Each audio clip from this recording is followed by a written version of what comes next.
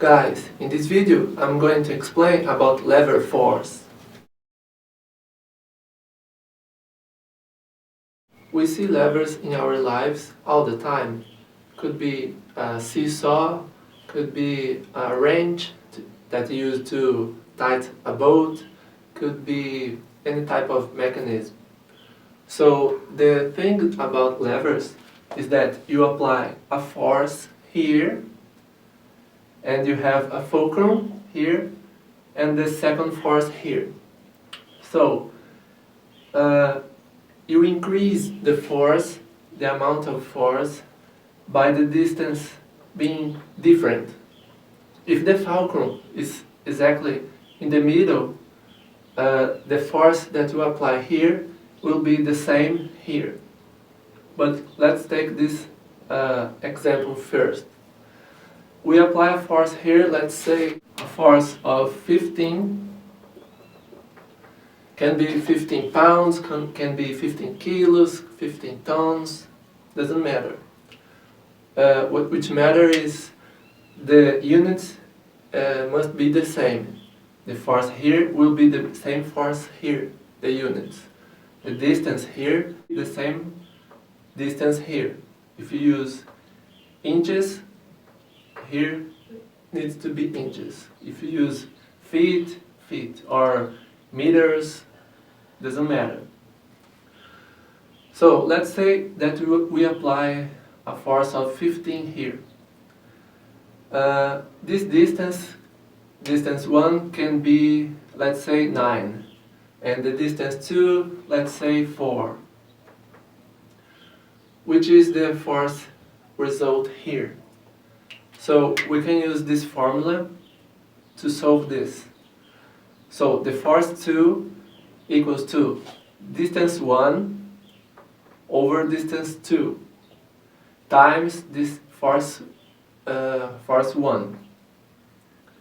So in this, if we put the numbers here in this formula, we will get the result of force 2 equals to 33.75.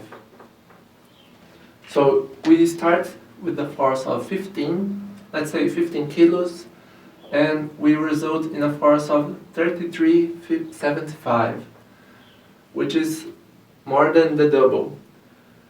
So the thing is, when you double the force, you double the length that you travel through this lever. So let's say that we apply this force here, and we are resulting the force here. The distance that we travel here in this lever will be the double the distance here that we're going up.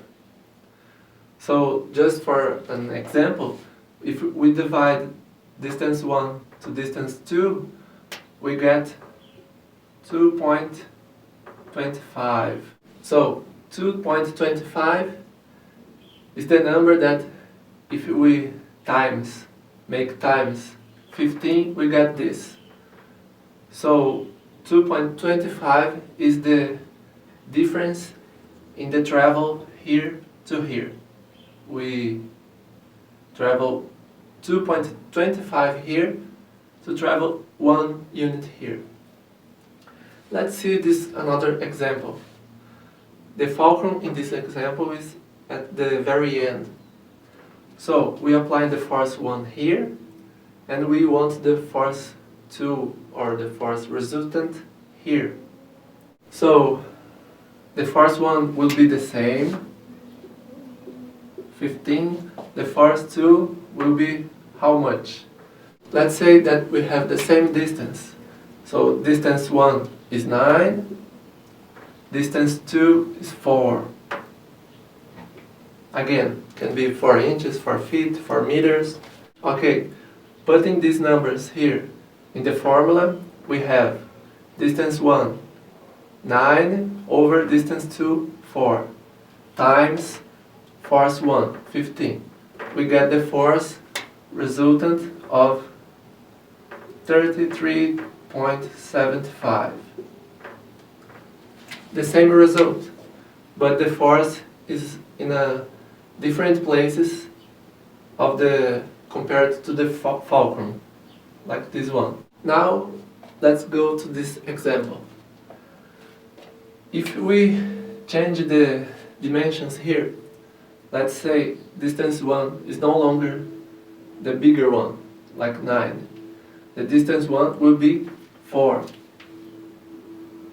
And distance 2 will be 9. We apply the same force of 15. Now, if we divide distance 1 by distance 2, we get 4 over 9. 4 over 9, we will get around 0.44. So, if you apply a force of 15 here, the result here will be about half of the force there. So, putting all these numbers in this formula will be force 2 equals distance 1, 4, over distance 2, 9, times 15. And then we will get a force of 6.66. The same applies here. If we put here the force 1, 15, distance 2, 9, distance 1, 4, and we solve to this, is the same, only changing the fulcrum here and here. We apply the force here, we get the result here. So, putting in this formula will be force 2 equals to distance 1, 4, over distance 2, 9, times force 1, 15. Then we will get the same result. We just changed the amount of force here, but we also changed the amount of travel that this lever have. Now let's see if instead the force is perpendicular to this lever, the force has an angle here. Okay, now let's see if we get the force in some angle, what result we will get. So to understand the angle, we're gonna see this unit circle. This unit circle goes 360 degrees, but I'm only showing you this portion here. Okay, so here we have the cosine, and here the sine. Cosine and sine. So starts at 0 degrees and go until 90. So at 1 cosine we have this length, which is from here, the center, to here, equals 1. So let's say that this is 100% of the force, 1. If we start going up, let's say 30 degrees. At 30 degrees, if we trace a line between here to here, we see that the distance between the center and here is no longer 1, because it's a little bit shorter. So this number here will be roughly 0.87. So the force that you are applying is 87% of the total.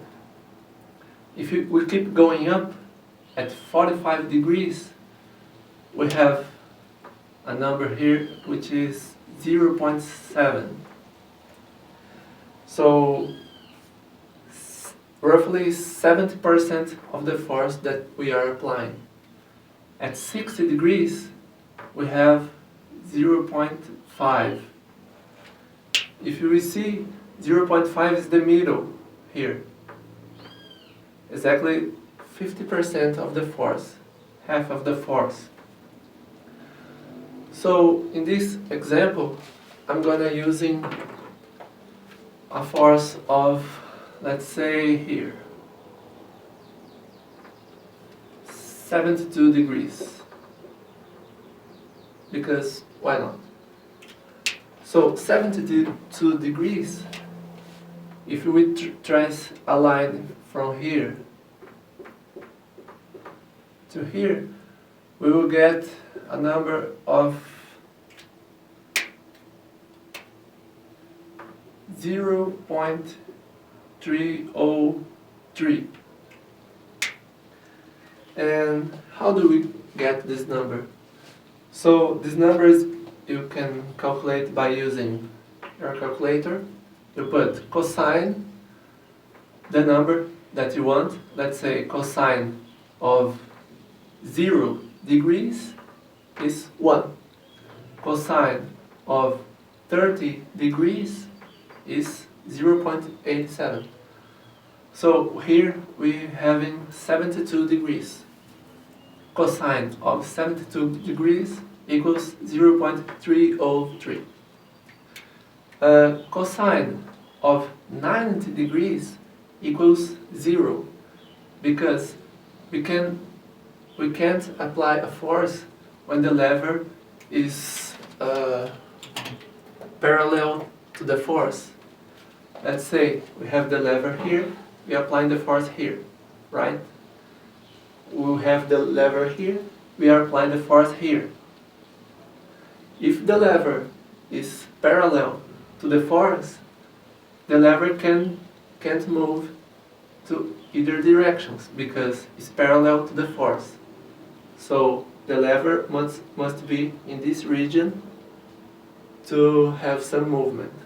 90 degrees, there is no movement. So let's translate this information to our lever that we are used to. So here we have the force 1, which in this case we're going to be using 72 degrees. How do you see this 72 degrees here? So 72 degrees is the force here that we translate here. So if we trace a line here in this force is perpendicular to this line here. So if we put a line perpendicular to this force here, we have this 72 degrees here. Here.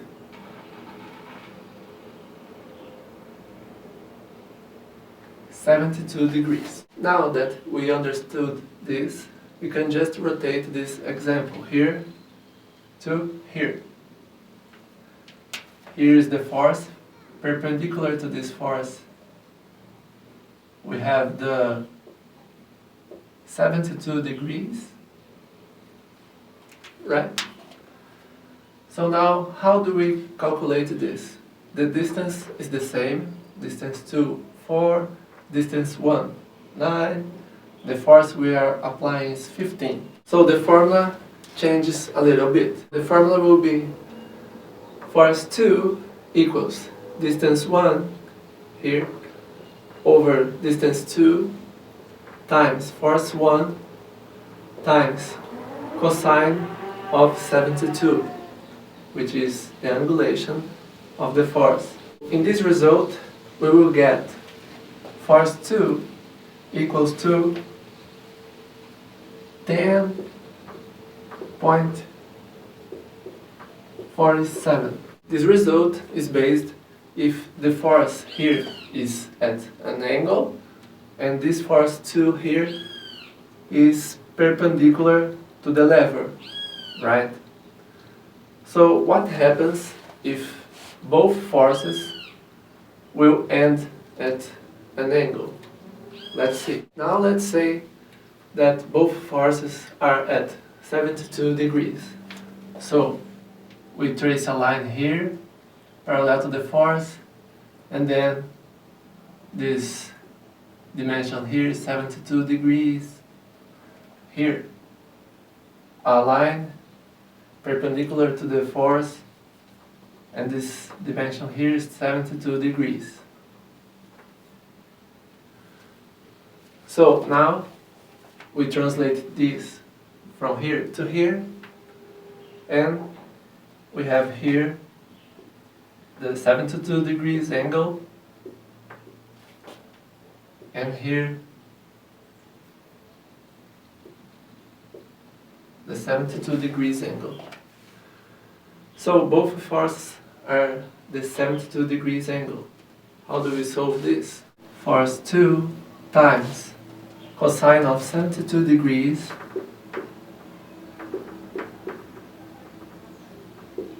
equals the distance 1 over distance 2 times force 1 times cosine of 72. So now we have the cosine of 72 in both sides of the equation.